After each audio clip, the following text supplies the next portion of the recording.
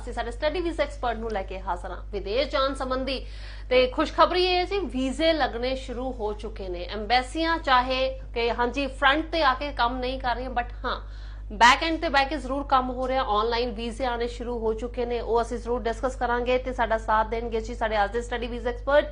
Specially अज दा ये प्रोग्राम नर्सिस जिन्हां ने नर्सिंग कीती है जी, टीचर्स ते नाल ही नैनी कोर्स दे वास्ते किद्दां असीं अप्लाई करना, की रिक्वायरमेंट रहेगी तुहाडे सारिਆਂ ਦੇ वास्ते जी। साडा साथ दे रहे ने मिस्टर सुखचैन सिंह राही आरएस ग्लोबल कंसल्टेंसी तो। सर जी सत श्री अकाल, स्वागत है। सत श्री अकाल कविता जी। प्रोग्राम वेख रहे सारे दर्शकों को मेरे वालों मेरी समुची टीम वालों प्यार भरी सत श्री अकाल।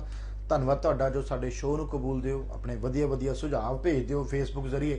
ਇਹ ਪ੍ਰੋਗਰਾਮ ਜਿੱਥੇ ਫਾਸਟਵੇ ਨਿਊਜ਼ ਤੇ ਲਾਈਵ ਚੱਲ ਰਿਹਾ, ਨਾਲ ਦੀ ਨਾਲ ਇਹ ਆਰਐਸ ਗਲੋਬਲ ਇਮੀਗ੍ਰੇਸ਼ਨ ਦੇ official Facebook page RS global Jalandhar ते भी लाइव चल रहा जी।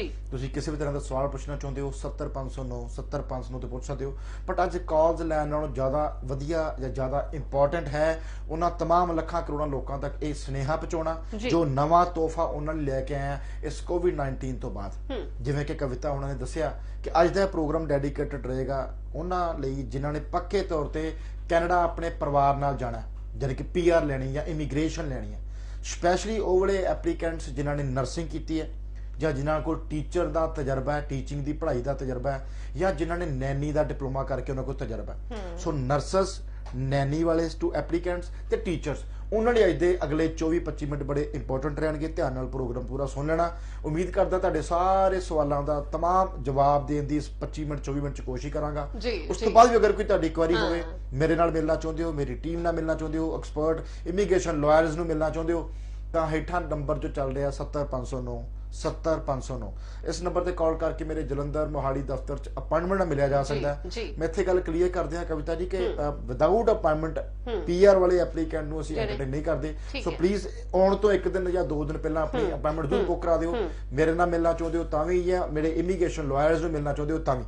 सो गल दी शुरुआत करांगा क्योंकि साडी पोस्टिंग चल रही पिछले 2-3 दिनों तो फेसबुक ते वड्डी गिनती च लोग उस वीडियो नूं वेख रहे हैं, कमेंट्स कर रहे हैं आरएस ग्लोबल इमीग्रेशन दे ऑफिशियल फेसबुक पेज ते जाके या इंस्टाग्राम या यूट्यूब ते जाके। सो कोई भी एप्लीकेंट, कोई भी लड़की जिन्हें GNM नर्सिंग की है, ध्यान नाल सुनना 2-3 मिनटां में सारे तुहाडे कन्फ्यूजन दूर कर दांगा। अगर तुसीं या तुहाडे किसी भैन भरा, किसी सज्जन मित्र, किसी रिश्तेदार ने GNM नर्सिंग की है या BSc नर्सिंग की है और IELTS जनरल कैटेगरी जो केवल 5.5 बैंड्स है, वो सीधे तौर पर अपने परिवार नाल 4 तो 6 महीने नवे बदले PR के कानूनों मुताबक PR लै सकता। नॉर्मली मैं देखता कि जो नर्सिंग वाला स्टूडेंट साडे को होंदा ना कविता जी, जो PR ਲਈ नॉर्मली 7 बैंड या 7.5 बैंड की रिक्वायरमेंट है। जे मैं कैनेडा एक्सप्रैस एंट्री की गल करा तो 8777 की रिक्वायरमेंट है। सो बहुते लोग अज हैरान होणगे, कंसल्टेंट भरा भी हैरान होणगे, ये किहड़ा नवां सप कढ लिआंदा राही ने। सो 5.5 बैंड केवल चाहिए है। 4 तो 6 महीने तुसीं कैनेडा होवोगे अपने परिवार नाल और सीधी जाके उत्थे PR लै सकदे हो। सो इहदे नाल जिन्हां ने BA की, उस तो बाद B.Ed की या कोई भी ग्रैजुएशन डिग्री तो बाद B.Ed की है ਜਾਂ फिर नहीं भी B.Ed की, उन्होंने को टीचिंग का एक्सपीरियंस है। टीचिंग का एक्सपीरियंस पहली, दूजी, तीजी, 5वीं क्लास की गल नहीं कर रहे, किंडरगार्टन टीचर जिन्होंने 5 साल तो छोटे बच्चों को पढ़ाया। काहदा पढ़ाया? किंडरगार्टन जिवें बच्चों की टेक केयर की है ना, बच्चों को जिदा सपोर्टर वर्क जिहड़े ने जां अर्ली चाइल्डहुड जिन्होंने आपां कहने डिप्लोमा बच्चे जिहड़े करते हैं। सो जिहड़े टीचर ने किंडरगार्टन छोटे स्कूलों च पढ़ाया, उन्होंने को 2 तो 5 साल का तजर्बा है। या फिर जी GNM या BSc वाली नर्स है, घट्टो घट्ट 2 साल का तजर्बा है या 5 साल का तजर्बा है, या फ्रैशर हुणे हुणे GNM BSc नर्सिंग की, वो अलग कैटेगरी है।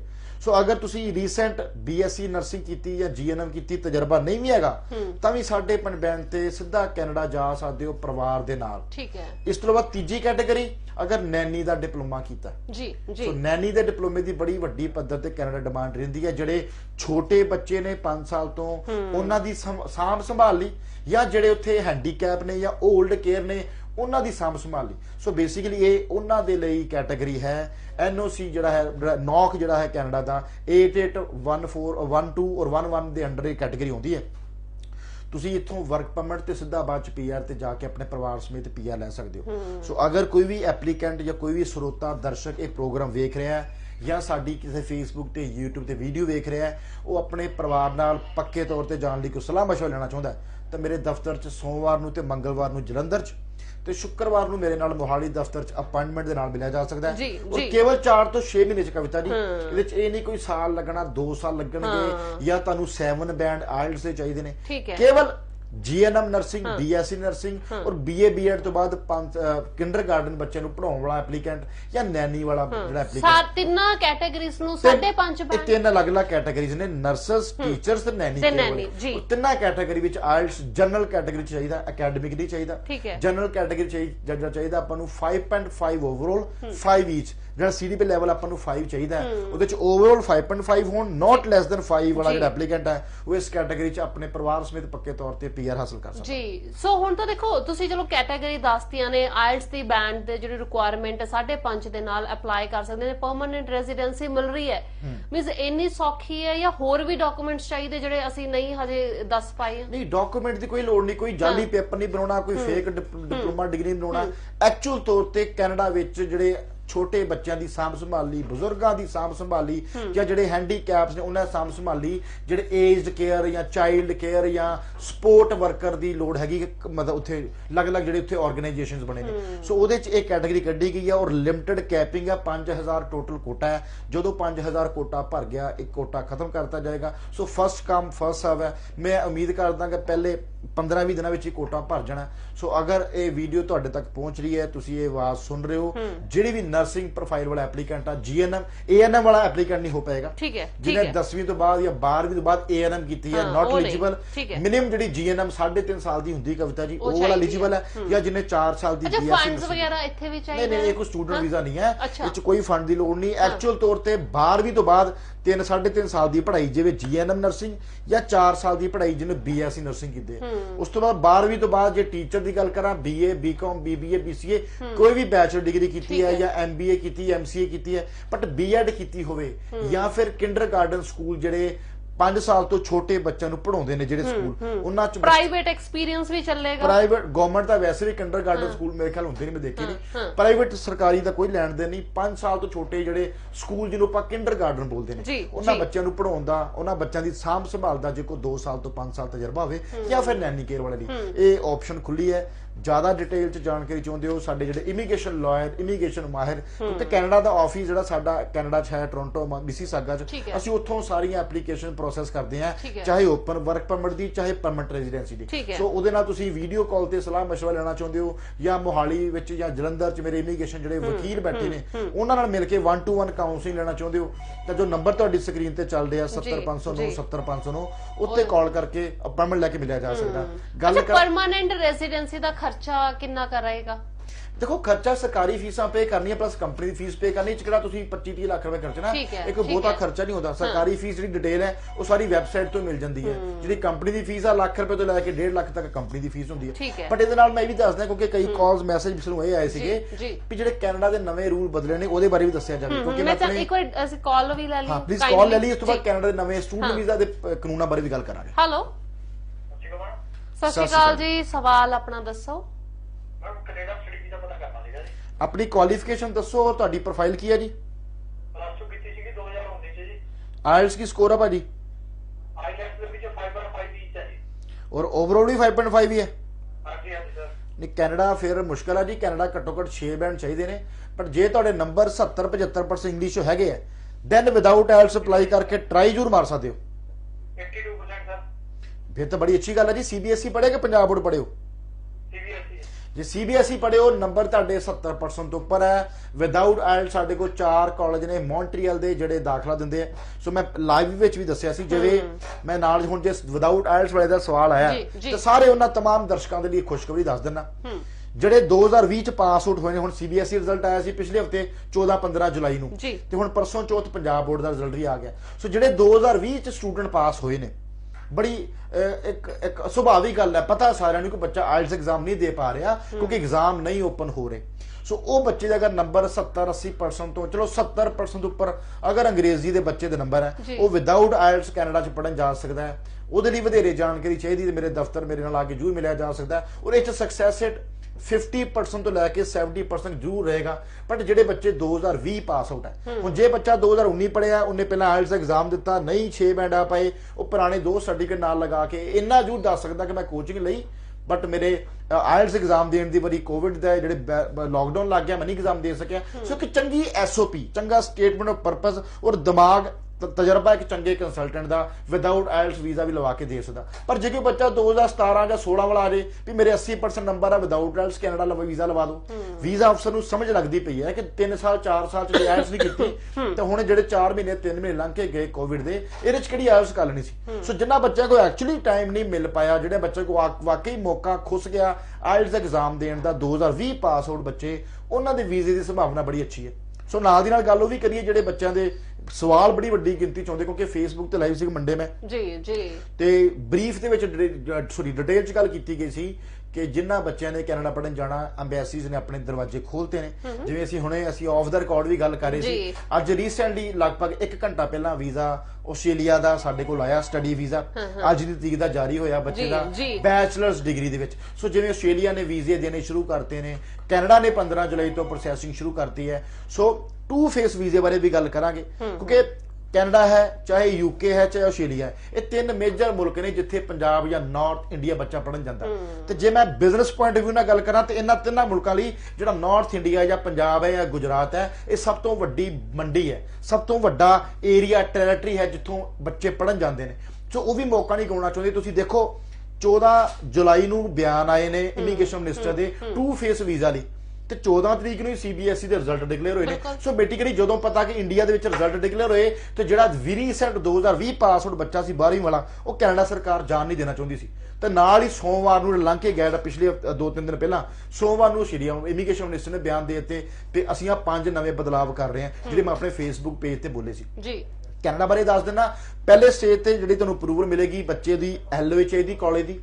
ਉਸ ਤੋਂ ਬਾਅਦ ਬੱਚੇ ਦੇ ਫੰਡਸ ਚਾਹੀਦੇ ਨੇ, ਤੁਸੀਂ ਫੀਸ ਭਰੀ ਹੈ ਜਾਂ ਨਹੀਂ ਭਰੀ। ਜੇ ਤੁਸੀਂ ਜਨਰਲ ਕੈਟੇਗਰੀ 'ਚ ਵੀਜ਼ਾ ਅਪਲਾਈ ਕਰ ਰਹੇ ਹੋ, ਤੁਸੀਂ ਫੀਸ ਨਹੀਂ ਵੀ ਭਰੀ, GSE ਨਹੀਂ ਵੀ ਭਰਿਆ, ਤੁਸੀਂ ਆਪਣੇ ਫੰਡਸ ਦਿਖਾਉਣੇ ਕਿ ਮੇਰੇ ਕੋਲ, ਮੇਰੇ ਪਰਿਵਾਰ ਕੋਲ 1 ਸਾਲ ਦੀ ਫੀਸ ਔਰ 1 ਸਾਲ ਦਾ ਰਹਿਣ ਸਹਿਣ ਦਾ ਖਰਚਾ ਪਿਆ, ਜਦੋਂ ਮੈਂ ਕੈਨੇਡਾ ਜਾਊਂਗਾ ਅਪਲਾਈ ਕਰਾਂਗਾ ਉਦੋਂ ਮੈਂ GSE ਨਾਲ ਲੈ ਜਾਵਾਂਗਾ। ਸੋ ਤਕਰੀਬਨ 18 ਲੱਖ ਰੁਪਇਆ ਤੁਸੀਂ ਦਿਖਾ ਕੇ ਖਾਤੇ 'ਚ ਬਿਨਾਂ ਫੀਸ ਭਰੇ, ਬਿਨਾਂ GSE ਭਰੇ ਵੀਜ਼ਾ ਲੈ ਸਕਦੇ ਹੋ। ਪਹਿਲਾਂ ਤੁਹਾਨੂੰ ਅਪਰੂਵਲ ਮਿਲੇਗੀ, ਜਦੋਂ ਤੁਹਾਨੂੰ ਅਪਰੂਵਲ ਮਿਲ ਗਈ ਉਦੋਂ ਤੁਸੀਂ ਕਾਲਜ ਨਾਲ ਅਪਰੂਵਲ ਦੇ ਕੇ ਕਾਲਜ ਨੂੰ ਘਰੇ ਬੈਠੇ ਆਪਣੇ ਲੈਪਟਾਪ ਤੇ ਆਨਲਾਈਨ ਐਜੂਕੇਸ਼ਨ ਲੈਣੀ ਹੈ। ਸੋ ਇੱਕ ਗੱਲ ਦਿਮਾਗ 'ਚ ਪਾ ਲਿਓ, ਫਾਲ ਸੈਸ਼ਨ ਜਿਹਨੂੰ ਆਪਾਂ ਸਤੰਬਰ ਬੈਚ ਕਹਿੰਦੇ ਆ, ਕੋਈ ਵੀ ਬੱਚਾ ਕੈਨੇਡਾ ਨਹੀਂ ਜਾ ਪਾਏਗਾ।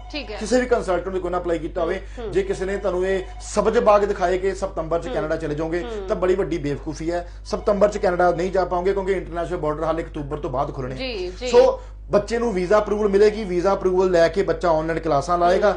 ਜਦੋਂ ਓਪਨ ਹੁੰਦੇ ਨੇ ਇੰਟਰਨੈਸ਼ਨਲ ਬਾਰਡਰ, ਬੱਚਾ ਆਪਣਾ ਪਾਸਪੋਰਟ ਲੈ ਕੇ, ਬਾਇਓਮੈਟ੍ਰਿਕ ਕਰਾ ਕੇ, ਵੀਜ਼ਾ ਸਟੈਂਪ ਕਰਾ ਕੇ ਫਲਾਈ ਕਰ ਸਕਦਾ ਹੈ। ਬਟ ਬੱਚੇ ਨੂੰ ਪੜ੍ਹਨਾ ਇੰਡੀਆ 'ਚ ਘਰੇ ਬੈਠੇ ਆਨਲਾਈਨ ਪੜ੍ਹਨਾ ਹੈ, ਔਰ ਉਸ ਪੜ੍ਹਾਈ ਕਰਕੇ ਤੁਹਾਡੇ ਪੜ੍ਹਾਈ ਤੋਂ ਬਾਅਦ ਵਰਕ ਪਰਮਿਟ ਤੇ ਕੋਈ ਫਰਕ ਨਹੀਂ ਪੈਂਦਾ ਜੀ। Next caller. ਹੈਲੋ ਹੈਲੋ, ਹਾਂਜੀ ਸਰ, ਸਤਿ ਸ਼੍ਰੀ ਅਕਾਲ ਜੀ। ਸਵਾਲ ਦੱਸੋ। ਮੈਂ ਕੈਨੇਡਾ ਪੀਆਰ ਬਾਰੇ ਜਾਣਕਾਰੀ ਲੈਣੀ ਚਾਹੁੰਦਾ ਸੀਗਾ, ਮੈਂ ਤੁਹਾਡਾ ਲਾਈਵ ਦੇਖ ਰਿਹਾ ਸੀਗਾ। ਹਾਂ ਦੱਸੋ, ਕੀ ਕੀਤਾ ਤੁਸੀਂ? ਕੀ ਤੁਹਾਡੀ ਕੁਆਲੀਫਿਕੇਸ਼ਨ ਕੀ ਹੈ ਸਰ? ਸਰ ਮੈਂ ਗ੍ਰੈਜੂਏਸ਼ਨ ਪਾਸ ਕੀਤੀ ਸੀਗੀ 2017 ਦੇ ਵਿੱਚ। ਓਕੇ, ਆਇਲਟਸ ਦੇ ਕੀ ਸਕੋਰ ਨੇ ਤੁਹਾਡੇ? 68 ਹੈ ਜੀ। 6 ਈਚ ਨੇ। ਔਰ ਕਿੰਨੇ ਚਿਰ ਦਾ ਐਕਸਪੀਰੀਅੰਸ ਤੁਹਾਡੇ ਕੋਲ? ਐਕਸਪੀਰੀਅੰਸ ਸਰ ਮੈਂ 4 ਸਾਲ ਜੌਬ ਕਰਦੇ ਹੋ ਗਏ ਜੀ ਮੈਨੂੰ। ਕਾਹਦਾ ਐਕਸਪੀਰੀਅੰਸ ਕਿਹਦਾ ਬਰਦਰ? ਹੈਲੋ, ਐਕਸਪੀਰੀਅੰਸ ਕਿਸ ਚੀਜ਼ ਦਾ, ਕਿਸ ਕੈਟਾਗਰੀ 'ਚ ਐਕਸਪੀਰੀਅੰਸ ਤੁਹਾਨੂੰ? ਸਰ ਬੈਂਕ ਜੌਬ ਦਾ ਜੀ। ਬੈਂਕਿੰਗ ਦਾ ਐਕਸਪੀਰੀਅੰਸ ਹੈ। ਬ੍ਰਦਰ ਏਜ ਕਿੰਨੀ ਹੈ? 32 ਸਾਲ ਤੋਂ ਘੱਟ ਹੋਏਗੀ ਮੇਰੇ ਖਿਆਲ ਨਾਲ। ਹਾਂਜੀ ਸਰ, ਮੇਰੀ 27 ਹੈ ਜੀ। ਮੈਰਿਡ ਹੋ ਕਿ ਸਿੰਗਲ ਹੋ? ਸਿੰਗਲ ਹੈ ਜੀ। ਦੇਖੋ 6 ਈਚ ਦੇ ਨਾਲ ਤੁਸੀਂ ਕੈਟਾਗਰੀ ਦੇ ਵਿੱਚ ਆਪਣਾ ਫਾਲ ਕਰਦੇ ਹੋ, ਅਪਲਾਈ ਕਰ ਸਕਦੇ ਹੋ। ਬਟ ਜੇ ਮੈਂ ਪ੍ਰੈਕਟੀਕਲੀ ਗੱਲ ਕਰਨਾ, ਜਿਵੇਂ ਹਾਥੀ ਦੇ ਦੰਦ ਖਾਣ ਦੇ ਹੋਰ ਹੁੰਦੇ, ਦਿਖਾਉਣੇ ਹੋਰ ਹੁੰਦੇ ਆ। PR ਹੁੰਦਿਆਂ ਨੂੰ 1.5 2 ਸਾਲ 2.5 ਸਾਲ ਲੱਗ ਜਾਣੇ, ਇਹ ਵੀ ਕਨਫਰਮ ਨਹੀਂ ਹੋਣੀ ਕਿ ਨਹੀਂ ਹੋਣੀ। ਬਟ ਜੇ ਬੈਂਡਸ ਇੰਪਰੂਵ ਕਰਕੇ 7 ਈਚ ਲੈ ਲੈਂਦੇ ਹੋ ਜਾਂ 877 ਲੈਂਦੇ ਹੋ ਤਾਂ PR ਦੇ ਚਾਂਸਸ 9 ਮਹੀਨੇ ਤੋਂ 12 ਮਹੀਨੇ ਵਿੱਚ 100% ਹੈ। ਸੋ ਜਿਹੜੀ ਯਾਨੀ ਵੀ 5.5 B.Ed ਵਾਲਿਆਂ ਵਾਸਤੇ ਹੈਗੇ ਨੇ। ਹਾਂ, ਉਹ ਬੈਂਕਿੰਗ ਨਹੀਂ ਦੇਖੋ ਕਵਿਤਾ ਜੀ, ਅਲੱਗ-ਅਲੱਗ ਕੈਟਾਗਰੀਆਂ ਨੇ। ਅਗਰ ਤੁਸੀਂ IT ਐਕਸਪਰਟ ਹੋ, ਇੰਜੀਨੀਅਰ ਹੋ, ਟੈਕਨੀਸ਼ੀਅਨ ਹੋ, ਉਹ ਅਲੱਗ-ਅਲੱਗ ਕੈਟਾਗਰੀ ਹੈ। ਹੁਣ ਜੇ ਬੈਂਕਿੰਗ ਦਾ ਤੁਹਾਡੇ ਕੋਲ ਐਕਸਪੀਰੀਅੰਸ ਹੈ, BCom ਕੀਤੀ ਹੈ, HR ਮੈਨੇਜਰ ਆ, ਕੋਈ ਵੀ ਐਕਸਪੀਰੀਅੰਸ ਹੈ, ਉਹ ਕੈਟਾਗਰੀ ਹੋਰ ਹੈ। ਸਿਰਫ ਨਰਸਸ, ਟੀਚਰ ਔਰ ਨੈਨੀ ਵਾਲਿਆਂ ਲਈ 5.5 ਬੈਂਡ, ਜਿਵੇਂ ਕਿ ਜਿਹੜੇ ਟੈਕਨੀਕਲ ਵਾਲੇ, ਜਿਵੇਂ ਕੋਈ ਪਲੰਬਰ ਹੋ ਗਿਆ, ਫਿਟਰ ਹੋ ਗਿਆ, ਇਲੈਕਟ੍ਰੀਸ਼ੀਅਨ ਹੋ ਗਿਆ, ਜਿਹੜੇ ਟ੍ਰੇਡ ਵਰਕਰ ਹੁੰਦੇ ਨੇ, ਇਹਨਾਂ ਦੀ ਰਿਕੁਆਇਰਮੈਂਟ ਵੀ 5.5 ਹੈ। ਜਿਹੜੇ ਬਾਕੀ ਜਿਹੜੇ ਹੁੰਦੇ ਨੇ, ਮੈਨੇਜਰਸ ਆ ਗਏ, ਅਕਾਊਂਟੈਂਟਸ ਆ ਗਏ, ਚਾਰਟਰਡ ਅਕਾਊਂਟੈਂਟਸ ਆ ਗਏ, ਕੋਈ ਹੋਰ ਕੈਟਾਗਰੀ ਵਾਲੇ ਲਈ IELTS ਰਿਕੁਆਇਰਮੈਂਟ 7 ਈਚ ਹੈ। ਸੋ ਅਲੱਗ-ਅਲੱਗ ਕੈਟਾਗਰੀ ਤੁਹਾਡੀ ਹੈ। ਅਗਰ ਤੁਸੀਂ ਆਪਣੀ ਪ੍ਰੋਫਾਈਲ ਦੀ ਅਸੈਸਮੈਂਟ ਕਰਾਉਣਾ ਚਾਹੁੰਦੇ ਹੋ, ਕਨਫਿਊਜ਼ ਨਾ ਹੋਇਓ, ਆਪਣਾ CV ਸਾਨੂੰ ਸੈਂਡ ਕਰ ਦਿਓ ਇਸੇ ਨੰਬਰ ਤੇ ਜੋ ਤੁਹਾਡੀ ਸਕਰੀਨ ਤੇ ਚੱਲ ਰਿਹਾ 70509 70509 WhatsApp ਕਰੋਗੇ CV, ਮੇਰੀ ਟੀਮ ਤੁਹਾਨੂੰ ਆਟੋਮੈਟਿਕਲੀ ਰਿਵਰਟ ਕਰੇਗੀ either you are eligible for PR ਔਰ ਤੁਹਾਨੂੰ ਐਲੀਜੀਬਲ ਲਈ ਹੋਰ ਕੀ ਕਰਨਾ ਪਏਗਾ। ਅੱਛਾ PR ਦੇ ਵਾਸਤੇ ਕਹਿੰਦੇ ਵੀ ਸਾਨੂੰ ਉਥੋਂ ਲੈਟਰ ਚਾਹੀਦੀ ਹੈ ਵੀ ਹਾਂਜੀ ਸਾਨੂੰ ਕਵਿਤਾ ਜੀ ਬੜਾ ਵੱਡਾ ਸਮੁੰਦਰ ਆ, ਮੈਂ ਆਪ ਵੀ PR ਚ ਐਕਸਪਰਟ ਨਹੀਂ ਹਾਂ, ਇਸ ਸਮਝਦੇ ਮੈਂ ਸਿਰਫ ਇੱਕ ਹੋਕਾ ਜ਼ਰੂਰ ਦੇ ਸਕਦਾ, ਪਰ ਜੇ ਮੈਂ ਗੱਲ ਕਰਾਂ ਐਕਸਪਰਟ ਦੀ, ਐਕਸਪਰਟ ਮੇਰੇ ਇਮੀਗ੍ਰੇਸ਼ਨ ਵਕੀਲ ਨੇ ਜੋ ਮੇਰੇ ਦਫ਼ਤਰ ਚ ਬੈਠ ਕੇ ਬੱਚੇ ਨੂੰ ਕੈਨੇਡਾ। ਹਾਂ, ਸੋ ਮੈਂ ਸਟੂਡੈਂਟ ਕੰਸਲਟੈਂਟ ਆ, ਸਟੂਡੈਂਟ ਐਕਸਪਰਟ ਆ ਜੋ 14 ਸਾਲ ਤੋਂ ਕੰਮ ਕਰਦਾ ਆ ਰਿਹਾ, ਬਟ PR ਲਈ ਕਹਿੰਦਾ ਇੱਕ ਮੈਥ ਦਾ ਟੀਚਰ ਹੁੰਦਾ, ਇੱਕ ਇੰਗਲਿਸ਼ ਦਾ, ਇੱਕ ਪੰਜਾਬੀ ਦਾ, ਇੱਕ ਸਾਇੰਸ ਦਾ। ਸੋ ਤੁਸੀਂ ਸਟੂਡੈਂਟ ਵੀਜ਼ਾ ਦੇ ਸਟੂਡੈਂਟ ਵੀਜ਼ਾ ਦਾ ਟੀਚਰ ਆ, ਪਰ ਜਿਹੜੀ PR ਬਾਰੇ ਗੱਲ ਹੈ ਉਹ ਮੇਰੀ ਇਮੀਗ੍ਰੇਸ਼ਨ ਲਾਇਰ ਨੂੰ ਹੈਲਪ ਕਰਨੀ। ਬਟ ਯੈਸ, ਇਸ ਮੰਚ ਤੇ ਮੇਰਾ ਸੁਨੇਹਾ ਪਹੁੰਚਾਉਣਾ ਜ਼ਰੂਰ, ਮੌਕਾ ਦੇਣਾ ਜ਼ਰੂਰ ਮੇਰਾ ਫਰਜ਼ ਬਣਦਾ ਕਿ ਆਹ ਵਾਲੀ ਕੈਟਾਗਰੀ ਵਾਲੇ ਜਿਹੜੇ ਐਪਲੀਕੈਂਟ ਨੇ ਉਹ ਸਾਡੇ ਦਫ਼ਤਰਾਂ 'ਚ ਮਿਲ ਕੇ ਪੂਰਾ ਸਲਾਹ ਮਸ਼ਵਰਾ ਲੈ ਕੇ ਆਪਣੇ ਭਵਿੱਖ ਸੰਬੰਧੀ ਸਹੀ ਫੈਸਲਾ ਲੈ ਸਕਣ। ਅੱਛਾ, ਕਈ ਸਵਾਲ ਜਿਹੜੇ ਸਾਡੇ ਵਿਦਿਆਰਥੀਆਂ ਦੇ ਰਹੇ ਨੇ ਜੀ, ਹੁਣ ਵੀਜ਼ਾ ਤਾਂ ਅਸੀਂ ਮੈਡਮ ਮਾਰਚ ਤੋਂ ਪਹਿਲਾਂ ਦਾ ਲੈਤਾ ਹੋਇਆ, ਅਗਰ ਫਲਾਈਟ ਸ਼ੁਰੂ ਹੁੰਦੀਆਂ ਨੇ ਅਸੀਂ ਜਾ ਸਕਦੇ ਹਾਂ? ਦੇਖੋ ਸਾਨੂੰ ਜਾਣਾ ਚਾਹੀਦਾ ਹੈਗਾ, ਫਸਟ ਕਮ ਫਸਟ ਸਰਵ ਹੋਣਾ ਹੈ। ਜਿਹਦਾ ਵੀਜ਼ਾ ਹੁਣ ਜਿਹੜੇ ਮਈ ਬੈਚ 'ਚ ਵੀਜ਼ੇ ਲੱਗੇ ਸੀ, ਮਾਰਚ ਅਪ੍ਰੈਲ ਦੇ ਵਿੱਚ ਲੋਕਡਾਊਨ ਦੇ ਵਿੱਚ ਵੀ ਵੀਜ਼ੇ 4.5 ਕੇ ਲੱਗ ਕੇ ਆਏ, ਪਹਿਲਾਂ ਉਹਨਾਂ ਦੀ ਵਾਰੀ ਹੋਣੀ ਹੈ। ਉਸ ਤੋਂ ਬਾਅਦ ਜਿਹੜੇ ਬੱਚਿਆਂ ਨੇ ਸਤੰਬਰ ਇੰਡੈਕਸ ਅਪਲਾਈ ਕੀਤਾ ਉਹਨਾਂ ਦੀ ਵਾਰੀ ਹੋਣੀ ਹੈ। ਅੱਜ ਜਿਹੜਾ ਬੱਚਾ ਬੈਠਾ ਨਾ ਢਿੱਲਾ ਹੋ ਕੇ ਘਰੇ ਵੀ ਜਦੋਂ ਫਲਾਈਟਾਂ ਖੁੱਲਣਗੀਆਂ ਫਿਰ ਅਪਲਾਈ ਕਰਾਂਗੇ, ਜੀ ਮੇਰੀ ਗੱਲ ਨੋਟ ਕਰ ਲਿਓ, ਰਿਕਾਰਡ ਪਈ ਹੈ ਮੇਰੇ ਫੇਸਬੁੱਕ ਪੇਜ ਤੇ, ਉਹ ਮਈ 2021 ਤੋਂ ਪਹਿਲਾਂ ਨਹੀਂ ਜਾ ਪਾਊਗਾ ਬੱਚਾ। ਤੇ ਜੇ ਤੁਸੀਂ ਵਾਕਈ ਸਤੰਬਰ ਜਾਂ ਜਨਵਰੀ 2021 ਦੇ ਬੈਚ ਪੜਨ ਜਾਣਾ, this is the right time to apply. ਅਗਰ ਤੁਸੀਂ ਮੌਂਟਰੀਅਲ 'ਚ ਪੜਨ ਜਾਣਾ ਚਾਹੁੰਦੇ ਹੋ, ਤੁਹਾਡਾ CAQ ਆ ਚੁੱਕਿਆ, ਤੁਸੀਂ ਕਿਸੇ ਵੀ ਕੰਸਲਟੈਂਟ ਕਿਸੇ ਵੀ ਕਾਲਜ ਤੋਂ ਆਪਣੀ ਫਾਈਲ ਅਪਲਾਈ ਕੀਤੀ ਹੈ, ਕਿਸੇ ਵੀ ਕੰਸਲਟੈਂਟ ਤੋਂ ਅਪਲਾਈ ਕੀਤੀ ਹੈ, ਉਹਨੂੰ ਅਸੀਂ ਬੱਚੇ ਨੂੰ 30% ਤੋਂ ਲੈ ਕੇ 50% ਤੱਕ ਫੀਸ ਵਿੱਚ ਵੀ ਛੋਟ ਦੇ ਰਹੇ ਹਾਂ, ਫੀਸ ਵਿੱਚ ਵੀ ਸਕਾਲਰਸ਼ਿਪ ਦੇ ਰਹੇ ਹਾਂ। ਸੋ ਅਗਰ ਤੁਹਾਡਾ CAQ ਆ ਚੁੱਕਾ ਹੈ, ਤੁਹਾਡੀ 3 ਦਿਨਾਂ 'ਚ ਫਾਈਲ ਵੈਸੀ ਪੈ ਜਾਏਗੀ, ਕਿਉਂਕਿ ਆਨਲਾਈਨ ਐਪਲੀਕੇਸ਼ਨ, ਆਨਲਾਈਨ ਲੌਜਮੈਂਟ ਖੁੱਲ ਚੁੱਕੀ ਹੈ। ਜਿਵੇਂ ਅੱਜ ਆਸਟ੍ਰੇਲੀਆ ਵੀਜ਼ਾ ਆਇਆ, ਕੱਲ ਨੂੰ ਅਸੀਂ ਫੇਸਬੁੱਕ ਤੇ ਅਪਲੋਡ ਕਰ ਦਿਆਂਗੇ। ਇਸੇ ਤਰ੍ਹਾਂ ਕੈਨੇਡਾ ਦੇ ਵੀਜ਼ੇ ਦੀ ਉਮੀਦ ਕਰਦਾ 10 ਦਿਨਾਂ ਤੱਕ ਕੈਨੇਡਾ ਵੀਜ਼ੇ ਹੋਣੇ ਸ਼ੁਰੂ ਹੋ ਜਾਣੇ ਆ, ਔਰ 10 ਤੋਂ 12 ਦਿਨਾਂ 'ਚ UK ਦੇ ਵੀਜ਼ੇ ਹੋਣੇ ਸ਼ੁਰੂ ਹੋ ਜਾਣੇ ਆ, ਕਿਉਂਕਿ ਸਾਨੂੰ ਤਕਰੀਬਨ ਪਿਛਲੇ ਹਫਤੇ 35 ਤੋਂ 40 ਕੈਸ ਮਿਲ ਚੁੱਕੇ ਨੇ UK ਦੇ। ਐਪਲੀਕੇਸ਼ਨਸ ਅਸੀਂ ਕੁਝ ਅੱਜ ਲਾਈਆਂ, ਕੁਝ ਕੱਲ ਲਾਉਣੀਆਂ, ਕੁਝ ਮੰਡੇ ਲਾਉਣੀਆਂ। ਇੱਕ ਵੀਕ ਤੋਂ ਲੈ ਕੇ 10 ਦਿਨ ਦੇ ਵਿੱਚ ਫਿਰ UK ਦੇ ਵੀਜ਼ੇ ਮਿਲਦੇ ਆ, 15 ਦਿਨ ਤੋਂ ਲੈ ਕੇ 20-25 ਦਿਨਾਂ 'ਚ ਕੈਨੇਡਾ ਦੀਆਂ ਅਪਰੂਵਲਸ ਹੋਣੀਆਂ ਨੇ। ਸੋ ਉਮੀਦ ਕਰਦਾ ਹਾਂ ਅਗਲਾ ਹਫਤਾ ਸ਼ੋਅ ਅਸੀਂ ਤੁਹਾਡੇ ਨਾਲ ਜੋ ਕਰਾਂਗੇ ਲਾਈਵ, ਇੱਥੇ ਬੈਠਾਂਗੇ ਵੀਰਵਾਰ, ਤੇ ਉਦੋਂ ਹੱਥ 'ਚ 2-4 ਵੀਜ਼ੇ ਲੈ ਕੇ ਜ਼ਰੂਰ ਆਵਾਂਗੇ। ਅੱਜ ਦਾ ਜੇ ਕਿਸੇ ਨੇ ਵੀਜ਼ਾ ਵੇਖਣਾ ਹੋਵੇ ਤਾਂ ਮੇਰੇ ਨਾਲ ਮੇਰੇ ਫੇਸਬੁੱਕ ਤੇ ਆ ਕੇ ਜਾਂ WhatsApp ਤੇ ਆ ਕੇ ਜ਼ਰੂਰ ਵੀਜ਼ਾ ਵੇਖ ਸਕਦਾ ਹੈ। ਅੱਜ ਰੀਸੈਂਟ ਅਸੀਂ ਵੀਜ਼ਾ ਕਰ ਲਿਆ ਬੱਚੇ ਦਾ। ਆਮ ਸੋ ਲਾਈਕ ਮੈਂ ਵੀ ਹੁਣ ਲੱਗਦਾ ਵੀ ਜਿਨ੍ਹਾਂ ਨੇ ਵੀ ਤੁਹਾਡੇ ਕੋਲ ਅਪਲਾਈ ਕੀਤਾ ਸਪੈਸ਼ਲੀ ਫॉर ਆਸਟ੍ਰੇਲੀਆ, ਦੇ ਮਸਟ ਬੀ ਐਕਸਾਈਟਡ ਵੀ ਹਾਂਜੀ ਕਿਹਦਾ ਵੀਜ਼ਾ ਆਇਆ, ਕਿਹਦਾ ਵੀਜ਼ਾ ਨਿਕਲ ਕੇ ਆਇਆ। ਸ਼ਰਨਪ੍ਰੀਤ ਕੌਰ ਲੜਕੀ ਸੀ, 2019 ਪਾਸ ਆਊਟ, 70% ਨੰਬਰ ਸੀ, 6 ਬੈਂਡ ਬੱਚੇ ਦੇ ਆਇਲਟਸ ਸੀ, ਬੈਚਲਰ ਡਿਗਰੀ ਕਰਨ ਬੱਚਾ ਜਾ ਰਿਹਾ, IT ਦੀ ਡਿਗਰੀ 3 ਸਾਲ ਦੀ ਕਰਨ ਜਾ ਰਿਹਾ ਬੱਚਾ, ਸਿਡਨੀ ਦੀ ਯੂਨੀਵਰਸਿਟੀ 'ਚ ਉਹਦਾ ਵੀਜ਼ਾ ਅੱਜ ਅਪਰੂਵਲ ਆਈ ਹੈ। ਫਾਈਲ ਜਿਹੜੀ ਲੱਗੀ ਸੀਗੀ ਤਕਰੀਬਨ ਅੱਜ ਤੋਂ ਸਵਾ ਕੁ ਮਹੀਨਾ ਪਹਿਲਾਂ ਫਾਈਲ ਲੱਗੀ ਸੀ, ਪਰ ਉਹਦੀ ਫਾਈਲ ਹੁਣ ਉਹਦੀ ਫਾਈਲ ਸਿੱਧੀ ਸਾਡੀ ਮੈਲਬਰਨ ਆਫਿਸ ਤੋਂ ਲੱਗੀ ਸੀ। ਜਿਹੜੇ ਵੀ ਅਸੀਂ ਆਸਟ੍ਰੇਲੀਆ ਦੇ ਕੇਸ ਸਟੂਡੈਂਟ ਦੇ ਪ੍ਰੋਸੈਸ ਕਰਦੇ ਆ, ਮਾਰਾ ਮੈਂਬਰ ਜਿਹੜੇ ਸਾਡੇ ਪੈਨਲ ਤੇ ਨੇ, ਮੈਡਮ ਐਂਜਲਾ ਗਾਂਧੀ, ਉਹਨਾਂ ਦੇ ਵੱਲੋਂ ਪੈਨਲ ਤੇ ਸਾਰੀਆਂ ਫਾਈਲ ਲਾਂਚ ਕੀਤੀਆਂ ਜਾਂਦੀਆਂ। ਸੋ ਤੁਸੀਂ ਵੀ ਅਗਰ ਆਸਟ੍ਰੇਲੀਆ ਪੜਨ ਜਾਣਾ ਜਾਂ UK ਜਾਣਾ ਜਾਂ ਕੈਨੇਡਾ ਜਾਣਾ, ਬਾਹਾਂ ਫੈਲਾ ਕੇ ਮੁਲਕ ਤੁਹਾਡਾ ਇੰਤਜ਼ਾਰ ਕਰ ਰਹੇ ਨੇ। ਬਾਰਡਰ ਖੁੱਲਣ ਦੀ ਵੇਟ ਕਰਦੇ ਹੋ ਤਾਂ ਅਗਲੇ ਸਾਲ ਵਾਰੀ ਹੋਣੀ, ਜੇ ਹੁਣ ਅਪਲਾਈ ਕਰਦੇ ਹੋ ਤਾਂ ਕਿਤੇ ਨਾ ਕਿਤੇ ਜਦੋਂ ਬਾਰਡਰ ਖੁੱਲਣਗੇ, ਖੁੱਲਦੇ ਆ ਸਾਰ ਹੀ ਤੁਸੀਂ ਆਪਣਾ ਚਲੋ ਵੀਜ਼ਾ ਦਾ ਤਾਂ ਪਤਾ ਲੱਗ ਜਾਏਗਾ ਨਾ ਵੀ ਆ ਰਹੇ ਨੇ। ਕਵਿਤਾ ਜਦੋਂ ਨਾ ਮੇਰੀ ਅੱਗੇ ਇੱਕ ਸ਼ੋਅ 'ਚ ਮੈਂ ਗੱਲ ਕੀਤੀ ਸੀ, ਜਦੋਂ ਤੁਸੀਂ ਕਿਸੇ ਸ਼ਹਿਰ ਜਾਣਾ ਹੋਵੇ, ਪਿੰਡਾਂ 'ਚ ਪੁਰਾਣੇ ਜ਼ਮਾਨੇ ਹੁੰਦਾ ਸੀ ਨਾ ਵੀ ਟਾਈਮ ਟੂ ਟਾਈਮ ਬੱਸ ਆਉਂਦੀ ਸੀ, ਤੇ ਜਦੋਂ ਤੁਸੀਂ ਝੋਲਾ ਚੱਕ ਕੇ ਟੈਚੀ ਫੜ ਕੇ ਜਦੋਂ ਬੱਸ ਸਟੈਂਡ ਤੇ ਪਹੁੰਚੋਗੇ ਤਾਂ ਹੀ ਬੱਸ 'ਚ ਬਹਿ ਪਾਓਗੇ। ਜੇ ਸੋਚੋਗੇ ਵੀ ਜਦੋਂ ਬੱਸ ਆਊਗੀ ਉਦੋਂ ਘਰੋਂ ਨਿਕਲੂਗਾ, ਫਿਰ ਤਾਂ ਬੱਸ ਨਿਕਲ ਜਾਣੀ। ਸੋ ਬੱਸ ਦੀ ਵੇਟ ਨਹੀਂ ਕਰਨੀ, ਸਮਾਨ ਪੈਕ ਕਰਕੇ, ਟੈਚੀ ਪੈਕ ਕਰਕੇ ਬੱਸ ਸਟੈਂਡ ਤੇ ਪਹੁੰਚੋਗੇ, ਤੇ ਜਦੋਂ ਬੱਸ ਆਏਗੀ ਤੁਸੀਂ ਉੱਚ ਬਹਿ ਕੇ ਸਫ਼ਰ ਕਰ ਸਕਦੇ ਹੋ। ਸੋ ਇਹ ਵਿਦਿਆਰਥੀ ਜਿਨ੍ਹਾਂ ਦੇ ਵੀਜ਼ੇ ਆਏ ਨੇ, ਯਾਨੀ ਕਿ ਉਹ ਆਨਲਾਈਨ ਹੀ ਇਹਨਾਂ ਦਾ ਪ੍ਰੋਸੈਸ ਰਿਹਾ ਸੀਗਾ। ਸਾਰਿਆਂ ਨੇ ਮਾਰਚ ਦੇ ਐਂਡ ਔਰ ਅਪ੍ਰੈਲ ਦੇ ਵਿੱਚ ਪ੍ਰੋਸੈਸਿੰਗ ਸ਼ੁਰੂ ਕੀਤੀਆਂ ਸੀ। ਜਿਹੜਾ ਅਸੀਂ ਸਵੀਡਨ ਦਾ ਵੀਜ਼ਾ ਦਿਖਾਇਆ ਕਿਰਨਦੀਪ ਕੌਰ ਦਾ, ਉਹਦਾ ਅਸੀਂ 13 ਜੂਨ ਨੂੰ ਵੀਜ਼ਾ ਅਪਲਾਈ ਕੀਤਾ ਸੀ, ਔਰ 24-25 ਜੂਨ ਨੂੰ 12-13 ਦਿਨ 'ਚ ਵੀਜ਼ਾ ਲਾ ਕੇ ਆਇਆ ਸੀ। ਸੋ ਅਗਰ ਬੱਚੇ ਉਹ ਤੁਹਾਡੇ ਦਿਮਾਗ 'ਚ ਵਹਿਮ ਹੈ ਕਿ ਐਮਬੈਸੀਜ਼ ਬੰਦ ਹੈ, ਕੰਮ ਨਹੀਂ ਹੋ ਰਿਹਾ, ਤਾਂ ਬੜੀ ਵੱਡੀ ਗਲਤਫਹਿਮੀ 'ਚੋਂ ਬੇਸ਼ੱਕ ਇੰਟਰਨੈਸ਼ਨਲ ਬਾਰਡਰ ਵਾਲੇ ਬੰਦ, ਬਟ ਜੇ ਦੇਖਾ ਤਾਂ UK ਦੀਆਂ ਫਲਾਈਟ ਸ਼ੁਰੂ ਹੋ ਚੁੱਕੀਆਂ ਨੇ, ਚਾਰਟਰ ਪਲੇਨ ਸ਼ੁਰੂ ਹੋ ਚੁੱਕੇ ਨੇ। ਜੀ ਨੈਕਸਟ ਹਾਂਜੀ ਸਰ, ਸਤਿ ਸ਼੍ਰੀ ਅਕਾਲ। ਹਾਂਜੀ ਸਵਾਲ ਦੱਸੋ। ਮੈਡਮ ਮੈਂ ਡਿਪਲੋਮਾ ਕੀਤਾ ਸੀਗਾ ਫਿਜ਼ੀਕਲ ਐਜੂਕੇਸ਼ਨ ਦਾ DPEd 2009 ਦੇ ਵਿੱਚ। 9 ਦੇ ਵਿੱਚ, ਠੀਕ ਹੈ ਜੀ, ਠੀਕ ਹੈ। ਉਸ ਤੋਂ ਬਾਅਦ 17 ਤੱਕ ਮੈਂ ਪ੍ਰਾਈਵੇਟ ਜੌਬ ਕੀਤੀ ਸੀ। ਹਾਂ ਠੀਕ ਹੈ। ਤੇ ਆਈਲੈਟਸ ਮੈਂ ਕੀਤੀ ਸੀਗੀ, ਹੁਣ 2018 ਦੇ ਵਿੱਚ ਐਕਸਪਾਇਰ ਹੋਣ ਵਾਲੀ ਹੈਗੀ, ਯਾਨੀ ਕਿ ਥੋੜਾ ਟਾਈਮ ਰਹਿ ਗਿਆ। ਠੀਕ ਹੈ। ਤੇ ਮੈਂ PR ਲਈ ਅਪਲਾਈ ਕਰ ਸਕਦਾ ਜੀ? 9 ਦੇ ਵਿੱਚ ਕਿੰਨੇ ਬੈਂਡ ਨੇ ਤੁਹਾਡੇ ਆਇਲਟਸ ਤੋਂ?